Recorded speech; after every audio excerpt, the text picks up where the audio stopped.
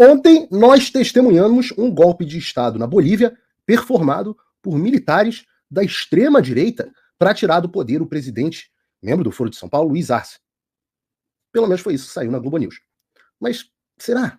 O que realmente está acontecendo na Bolívia e o que isso pode ensinar a gente no Brasil? Ou seja, o programa hoje está absolutamente repleto, o programa está enorme, o programa está lindo e maravilhoso, recheado, e é por isso que é importante que você perca um segundinho agora do seu tempo e dá aquela cutucadinha no like, clicando também no botão da repostagem lá na rede do Elon Musk, e claro, aquilo que eu sempre peço para você, manda o link do programa para os seus amigos, mas claro, principalmente para os inimigos, porque afinal esse aqui é o Paulo Figueiredo Show, onde a gente estava discutindo, cada um estava ouvindo opinião, a gente estava discutindo a reforma do judiciário, no caso na reunião, e de repente começaram a chegar os vídeos do que estava acontecendo na Bolívia.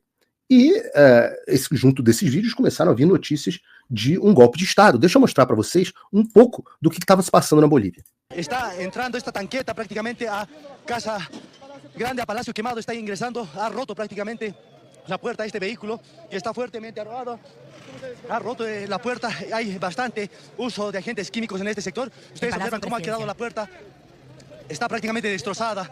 Este vehículo ha destrozado la puerta de Palacio Quemado.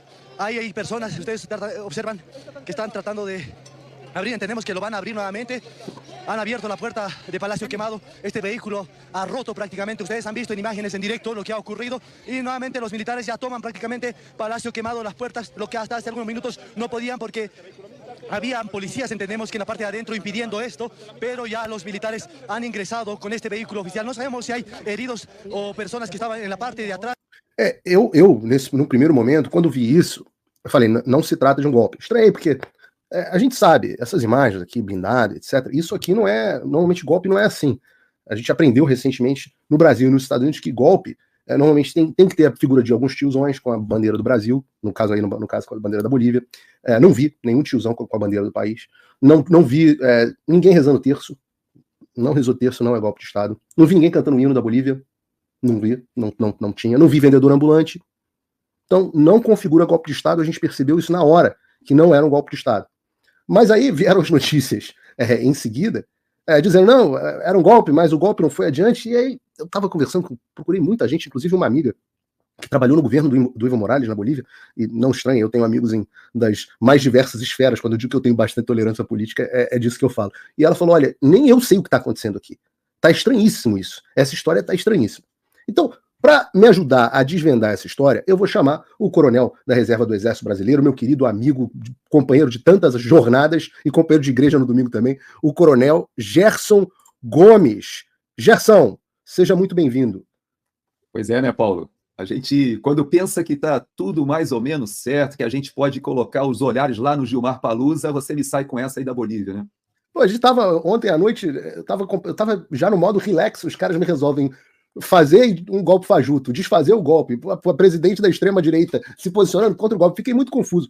Gerson, você é um cara que conhece muito de política da América Latina, meu guru, já teve em vários desses lugares, inclusive em missão, conhece, estuda a fundo. Eu queria que você me explicasse para o pessoal da audiência, primeiro, qual o cenário político na Bolívia? Vamos lá, então é importante a gente olhar para essas imagens que você colocou, trazendo primeiro algumas sinalizações, né? Que você fez obviamente, essa comparação jocosa com o nosso golpe do Brasil, né, lá em Brasília, mas você vê que essas imagens que você está mostrando, esse aí não é o Palácio Presidencial que está funcionando.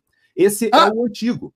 Então, essa encenação foi interessante, porque o presidente ele estava trabalhando no outro palácio, que fica um pouco distante. É bem próximo, mas não é aí. Bom, no entanto, foi feita toda essa invasão e tal, polícia. E o mais estranho ainda é que eu fiz o contato com alguns amigos também de lá e eles me falaram o seguinte, Gerson, todas as tropas foram chamadas ali para o local, mas tem munição real. O pessoal estava com munição de controle de distúrbio, gás lacrimogêneo, ou seja, você faz um golpe de Estado com armamento não letal. Quer dizer, tá estranho. Depois, ainda mais esquisito ainda, é o fato de que o presidente que estava em segurança no outro prédio lá, ele se desloca para ir para esse mesmo local para receber os golpistas, né? E aí fala, aí tem toda uma parte que você depois pode provocar. Mas vamos à sua solicitação do contexto. Eu fico muito confuso, Gerson, porque é uma história um pouco sui generis. Você tem você tinha o Evo Morales, depois você teve toda aquela confusão nas eleições, com problemas com observadores internacionais, questão, não vou falar aqui a palavra mágica, mas uma eleição pouco transparente com a vitória da esquerda. Depois você teve uma prisão da presidente, e agora que está, inclusive, falando no Twitter que não apoia esse golpe. E, no entanto, eu estou vendo na Globo News que há uma articulação da extrema-direita global para derrubar a esquerda, etc. Eu fiquei confuso. Você pode explicar o cenário político da Bolívia para a gente? Que eu sei que você conhece. Vamos lá. Então, primeira coisa a gente entender é o seguinte. Hoje, quem governa a Bolívia é um representante, se a gente quisesse comparar, seria a Dilma Rousseff do Lula ou o Fernandes da Cristina Kirchner. Então, primeira coisa que a gente contextualizar... Então, Luiz Arce está para Evo Morales, assim como Dilma Rousseff estava para Lula, digamos assim. Perfeito, fica fácil até para a audiência entender. Então, ele era o ministro da Economia do próprio Evo Morales, ele era amigo pessoal do Evo Morales, e veja que o golpe que aconteceu na Bolívia, ele aconteceu, na verdade, quando o Evo Morales tentou o seu 4º mandato. Vamos lembrar que o Evo Morales ele foi eleito a primeira vez ali em 2006, ele muda a Constituição fazendo aquela receita que todo o Foro de São Paulo fez, seja na Venezuela, seja na Nicarágua, até foi ventilado se fazer na Argentina, e cada país tentou fazer a mesma coisa. No Equador foi feito, no Peru... No próprio Brasil houve essa discussão de aumentar, acabar com o limite de mandato, né? Exato. Então, você vê que a ideia inicial era ele mudar a Constituição, ele conseguiu, e aí só que ele deu uma jogada interessante, aí a primeira semelhança com o Brasil que você pode resgatar, é que ele dominou a parte da justiça, o Supremo Tribunal Federal da Bolívia, vamos dizer assim, ele nomeou, ele colocou ali o pessoal do lado dele, e eles autorizaram não somente a mudança da Constituição, como ele ter uma segunda reeleição que não era prevista no texto constitucional. Por quê? Porque ele argumentou que aquele primeiro mandato dele foi na Constituição antiga. Então, ele tinha direito a mais 2. Então, com isso, ele fez 3. Só que quando ele estava terminando o terceiro e viu que não tinha jeito, ele resolveu fazer um plebiscito para ver se eles autorizariam que mudasse a Constituição de novo e ele ficasse um 4º, 5º, 6º. Ele se inspirava muito, obviamente, no Fidel Castro, ele se inspirava muito no próprio Hugo Chávez, mas acaba que o Chávez fica doente, morre, o próprio Fidel Castro, que muitos pensavam que ele não morreria nunca, ele acaba morrendo, mas no caso do Evo Morales, ele queria se perpetuar, fez o plebiscito e aí teve o primeiro problema, porque ele perdeu o plebiscito. Então ele perde, e aí o que ele resolve fazer? Ele vai para a Suprema Corte, o STF, e mais ou menos como o Gilmar Mendes falou, né, que o Lula deve a descondenação e a reeleição dele ao Supremo Tribunal Federal, mais ou menos a mesma fórmula, o Evo Morales olhou para o Brasil e falou assim, eu vou aplicar isso aqui também. E aí o Supremo Tribunal Federal me saiu com uma sensacional lá, o boliviano. Ele disse que era um atentado aos direitos humanos não permitir que o Evo Morales concorresse a 4ª vez. Aí pegou mal, porque aquele mesmo tribunal que você foi em Washington apresentar suas denúncias, o pessoal foi lá e disse, olha, não dá. A OEA falou assim, olha, essa daí tá difícil de engolir, dizer que é direito humano não deixar o pobrezinho concorrer a 4ª vez. E aí, as Forças Armadas, e é importante esse ponto, porque aí é que entram as Forças Armadas. Eu estive com militares bolivianos lá no Haiti, e eles me explicavam a situação do Evo Morales, eles diziam o seguinte, coronel, mi-coronel, né, como eles falam, a situação é a seguinte, a gente vai empurrando com a barriga até que o Evo Morales vai ter uma hora que ele vai ter que ir embora. Já ouvi isso antes em alguma Força Armada da América Latina, não sei onde foi. Pois é, então o que eles fizeram? Eles foram aguentando, mas só que o Evo Morales resolveu dar essa de não sair, e as Forças Armadas, na época, elas apoiaram o movimento popular, dizendo, olha, 4º mandato não dá. Mesmo assim, o Evo Morales encarou a eleição, foi eleito, só que ele foi eleito e foi denunciado por toda a comunidade internacional, e de lá para cá se instala um regime bem interessante. Por quê? Foi eleito supostamente, né, Gerson?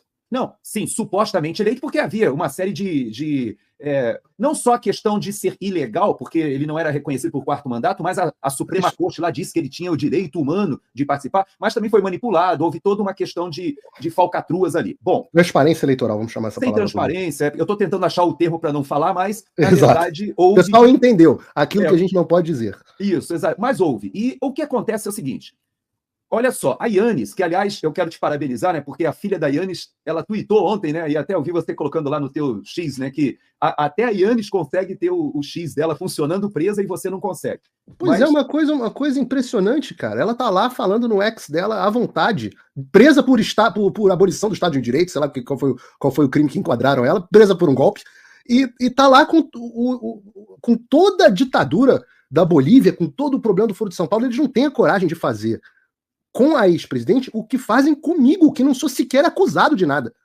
E não somente ela, o Camacho também. Se você olhar o governador, você vê que não só ex-presidente, quanto o governador, que também está preso, ambos foram presos com o retorno do Evo Morales. Veja que, voltando ali naquele momento, a população se rebela, há um grande movimento, e o Evo Morales ele acaba fugindo para o México, depois ele vai para a Argentina, e o que aconteceu? Ninguém queria assumir a presidência, Paulo. Eles foram assim, bom, o que a Constituição diz? O vice eu não quero.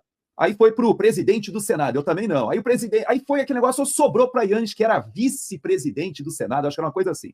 Sobrou para ela e ela falou, olha, eu vou assumir, vamos fazer um governo interino e vamos convocar novas eleições. Então ela foi super democrática. E ela convocou novas eleições e o que aconteceu? O Evo Morales, do exterior, atuando ali da Argentina, ele conseguiu aquilo que o Correia não conseguiu no Equador. Porque o Correia passou pelo mesmo processo, igualzinho no Equador, ele foi para a Bélgica, foi para a Europa, fugiu, e ele tentou retornar, perde a eleição, e depois, e o interessante também é que o Correia quase consegue voltar nessa última eleição, eles assassinam o principal candidato, por coincidência, mais ou menos parecido com o que aconteceu com o Bolsonaro ali, com aquele atentado, só que no caso do Equador funcionou, eles assassinaram o candidato presidencial há 2 semanas do primeiro turno. Que era um jornalista, né? Era jornalista também, era um cara muito ativo, mas ele era principal inimigo do Correia. E a candidata do Foro de São Paulo, e do tráfico de drogas, ele era um cara muito opositor. Do tráfico de drogas, e ele, inclusive, ele dizia que ela, a candidata do Correia, dizia que se ela fosse eleita, ela ia trazer o Correia de volta. Ou seja, ela ia conseguir chamá-lo para ser ministro, uma coisa assim. Bom, conclusão, no Equador não funcionou, o Noboa foi eleito e tal, mas na Bolívia, o que acabou acontecendo é que sim, o Arce foi eleito, ele era o preposto do Evo Morales. O Evo Morales volta aclamado lá pela população de esquerda, há um grande movimento de esquerda na Bolívia, e ele volta, só que aí acontece o problema que eu quero comparar com a Dilma para o pessoal entender. Imagina que a Dilma, ela está lá no primeiro mandato dela, tal, gostou de ser presidente, e aí ela chega e fala assim, olha, eu vou mobiliar o STF e vou fazer o seguinte, eu não vou deixar o Lula retornar, não. O Lula não pode ser inocentado, eu não quero concorrer com o Lula, não, eu quero ficar eu mesma no poder. Foi mais ou menos o que aconteceu com o Arce, porque o Arce, ele mobiliou a Suprema Corte lá da Bolívia, eles negaram a possibilidade do Evo Morales se candidatar no ano que vem, porque ele diz que vai se candidatar, achou o Partido Socialista lá da Bolívia, e o Arce hoje, em tese, ele é o arqui-inimigo do Evo Morales. Eu digo em tese, porque é muito difícil a gente conhecer esses bastidores, seria mais ou menos como se fosse uma briga entre o PT e o PCO, né? Porque de vez digamos, uma ala se a Dilma quisesse ficar no poder e o Lula quisesse voltar, uma briga interna dentro do PT, digamos assim. Exato. Só que na Bolívia, o que aconteceu? O pessoal meio que descondenou ali o Evo Morales, mas não permitiu que ele se reelegesse. Aliás, era isso que muita gente dizia que no Brasil, se a nossa Suprema Corte tivesse tido o mínimo, né, de coerência, eles poderiam até descondenar o Lula, mas jamais tê-lo tornado elegível, né, como aconteceu. Mas no caso do Evo Morales, ele está impedido de competir ou de participar da eleição do ano que vem pela corte que está mobiliada pelo Arce. Então, esse é o impasse que temos hoje. Agora, do ponto interessante, de vista um impasse, então, interno da esquerda, uma tensão... E houve, inclusive, uma convocação de greve por parte do Evo Morales contra problemas com os caminhoneiros, se não me engano. Contra o Arce. Contra o Arce. Então, assim, como se o Lula tivesse convocado uma greve de caminhoneiros contra a Dilma. Exatamente, a tua comparação está perfeita. Ou que, de alguma forma... no caso da Argentina não dá para comparar, porque a Cristina ficou de vice, né? Ela ficou ali segurando o Alberto Fernandes. Mas no caso do Lula, está perfeita a tua comparação. Então, o que aconteceu? A Bolívia hoje, Paulo, e é importante a gente abrir esse parênteses, porque você conhece a economia mais do que eu. Esse parênteses é fundamental para a gente entender que hoje a Bolívia está enfrentando a sua pior crise econômica em décadas. Para vocês terem uma ideia, há poucos anos atrás, a Bolívia tinha mais ou menos ali uns 15 bilhões de dólares como reserva cambial. Então, isso permitia a Bolívia vender, exportar, importar. E dizem que o período do Evo Morales não foi um período economicamente desastroso, né? Pelo contrário. Houve crescimento econômico. É que eu sempre não coloco só o crescimento econômico na conta, mas ele nunca adotou as reformas socialistas, estatizantes, dirigistas do Maduro ou do Chávez na Venezuela. Ele adotou um regime, pelo contrário, com mais presença do mercado, etc, etc, e a economia cresceu. Ele foi jogando, mas só que o próprio Evo Morales, ao final, naquela fase em que ele começou a radicalizar ali no seu terceiro mandato, ele já começou a ter dificuldades na economia também. Mas o fato é que o Arce ainda foi eleito dizendo que ele era o ministro da economia do Evo Morales e que ele ia manter a mesma política. Mas o fato é que hoje, para você ter uma ideia, a Bolívia não tem gasolina e diesel. Eles importam quase 70% do diesel e mais da metade da gasolina, 50 e poucos por cento da gasolina. E mesmo com aquelas refinarias que o Lula deu de presente lá para o Evo Morales, mesmo assim, a Bolívia ela depende da importação, só que hoje, só para a gente dimensionar, ela sai de mais ou menos 15 bilhões de dólares de reserva cambial e hoje está batendo ali entre 1 e 2, ou seja, não tem dinheiro suficiente sequer para você rodar nas transações de exportação e importação. E aí o que começou a acontecer? Não só falta combustível, como falta uma série de itens que são insumos necessários até porque são importados, mas também tem o aspecto do próprio povo não poder usar o dólar. Então, o que aconteceu? O dólar foi congelado, o pessoal que tinha títulos, inclusive bolivianos, ali para 2028 tal, começaram a despencar, e tudo isso foi acontecendo e ninguém falava nada, porque a Bolívia é um país tão pequeno, no meio do continente, não tem saída para o mar, aliás, mais uma questão jocosa, né? Foi preso junto ali o comandante do Exército e o comandante da Marinha. Então, a Marinha, o meme, obviamente, correu solto, né, nas redes sociais, que a Bolívia, junto com o Paraguai, são os únicos 2 países, né, que nós temos na América do Sul que não tem saída para o mar. Mas aí, fechado esse pequeno parênteses, jocoso, o que aconteceu foi que a Bolívia hoje ela tem um presidente com 20 e poucos por cento só de apoio popular, com seu arqui-inimigo, que divide o Partido Socialista, conspirando contra ele, mobilizando, inclusive, os sindicatos dos cocaleiros. E não podemos esquecer que o Evo Morales foi o primeiro presidente indígena, né, da Bolívia. Ele tem um apelo, uma ligação, né, muito grande com o movimento indígena, né, na Bolívia, que tem nada a ver com o movimento indígena de outros países, porque o indígena na Bolívia ele é aculturado, ele de fato está inserido na sociedade, e ele faz esse movimento para mobilizar o país em greves e bloqueando estradas contra o Arce. Então, é nesse contexto que acontece esse pseudo-golpe. Então você tem um país em crise econômica, com uma divisão dentro da esquerda, um presidente altamente impopular e uma força armada que está deixando a coisa correr para ver onde é que vai dar.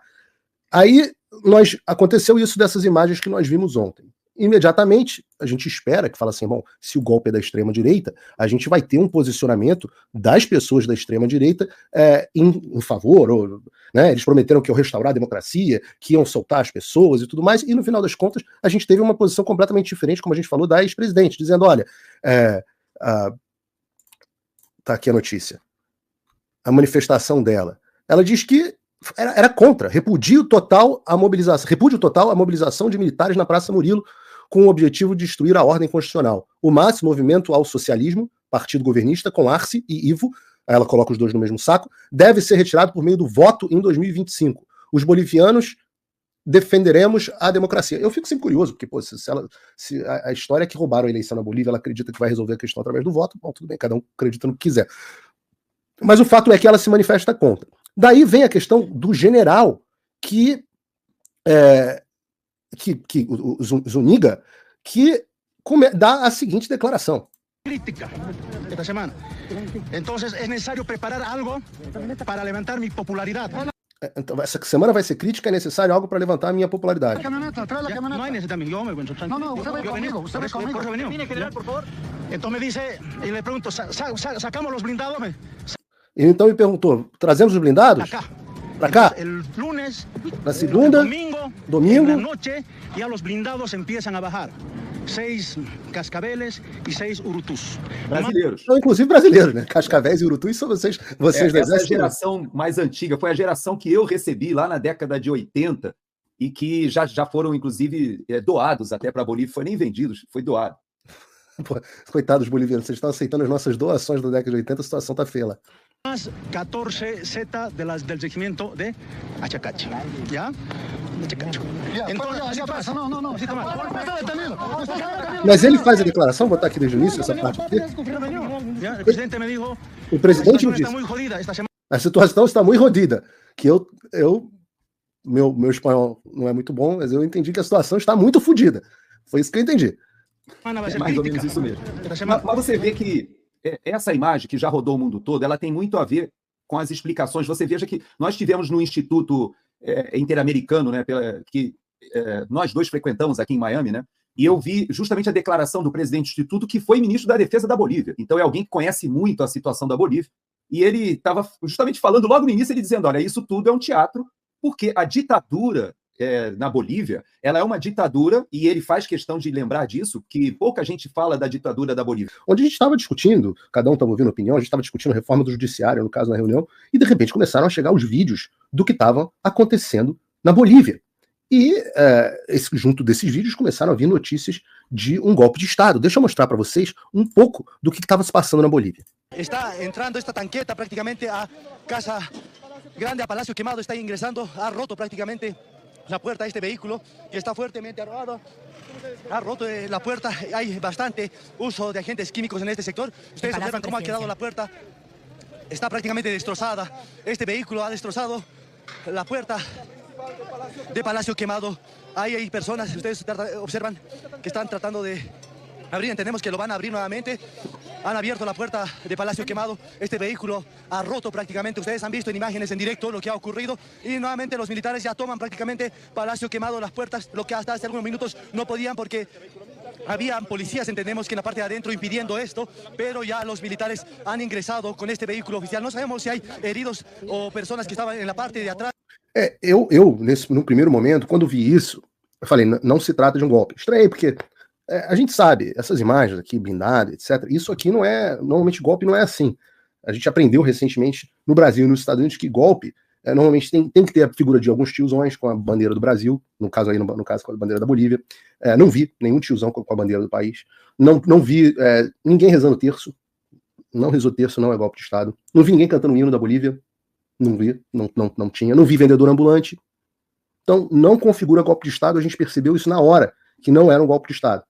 Mas aí vieram as notícias em seguida, dizendo, não, era um golpe, mas o golpe não foi adiante. E aí eu estava conversando, procurei muita gente, inclusive uma amiga que trabalhou no governo do Evo Morales na Bolívia, e não estranha, eu tenho amigos das mais diversas esferas. Quando eu digo que eu tenho bastante tolerância política, é disso que eu falo. E ela falou, olha, nem eu sei o que está acontecendo aqui. Está estranhíssimo isso. Essa história está estranhíssima. Então, para me ajudar a desvendar essa história, eu vou chamar o coronel da Reserva do Exército Brasileiro, meu querido amigo, companheiro de tantas jornadas e companheiro de igreja no domingo também, o coronel Gerson Gomes. Gerson, seja muito bem-vindo. Pois é, né, Paulo? A gente, quando pensa que está tudo mais ou menos certo, que a gente pode colocar os olhares lá no Gilmar Palusa, você me sai com essa aí da Bolívia, né? Pô, a gente estava ontem à noite, eu tava já no modo relax, os caras me resolvem fazer um golpe fajuto, desfazer o golpe, a presidente da extrema-direita se posicionando contra o golpe. Fiquei muito confuso. Gerson, você é um cara que conhece muito de política da América Latina, meu guru, já teve em vários desses lugares, inclusive em missão, conhece, estuda a fundo. Eu queria que você me explicasse para o pessoal da audiência, primeiro, qual o cenário político na Bolívia? Vamos lá, então é importante a gente olhar para essas imagens que você colocou, trazendo primeiro algumas sinalizações, né? Que você fez obviamente, essa comparação jocosa com o nosso golpe do Brasil, né, lá em Brasília, mas você vê que essas imagens que você está mostrando, esse aí não é o Palácio Presidencial que está funcionando. Esse é o antigo. Então, essa encenação foi interessante, porque o presidente ele estava trabalhando no outro palácio, que fica um pouco distante. É bem próximo, mas não é aí. Bom, no entanto, foi feita toda essa invasão e tal, polícia. E o mais estranho ainda é que eu fiz o contato com alguns amigos também de lá e eles me falaram o seguinte, Gerson, todas as tropas foram chamadas ali para o local, mas tem munição real. O pessoal estava com munição de controle de distúrbio, gás lacrimogêneo, ou seja, você faz um golpe de Estado com armamento não letal. Quer dizer, tá estranho. Depois, ainda mais esquisito ainda, é o fato de que o presidente que estava em segurança no outro prédio lá, ele se desloca para ir para esse mesmo local para receber os golpistas, né? E aí fala, aí tem toda uma parte que você depois pode provocar. Mas vamos à sua solicitação do contexto.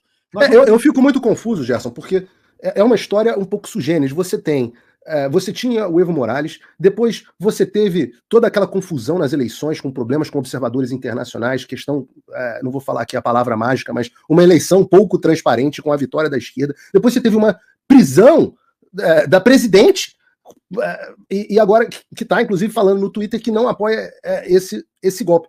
E, no entanto, eu estou vendo na Globo News que há uma articulação da extrema-direita global para derrubar a esquerda, etc. Eu fiquei confuso. Você pode explicar o cenário político da Bolívia para a gente? Que eu sei que você conhece.